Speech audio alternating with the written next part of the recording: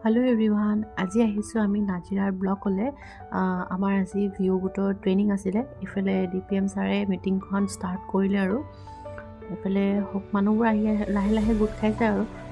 ইফালে মিটিং হৈ থকাৰ মাজতে আমাক চাহ আনি দিলে খাবলে চাহ খাই মেলি আকৌ মিটিংখন ষ্টাৰ্ট হ'ল ইফালে সকলোৱে মিটিং শুনি আছে ময়ো শুনি আছো আৰু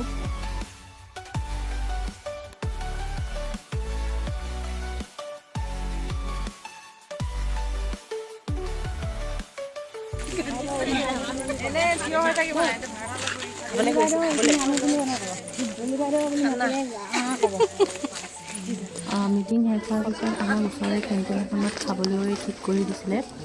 মানুহ ভৰ্তি হোৱাৰ কাৰণে আমি ৰৈ দিলোঁ আৰু তাৰপিছত সিফালে আমি ভাতৰ অপেক্ষাত ৰৈ আছোঁ ভোক লাগিছে খাম বুলি কেতিয়া দিব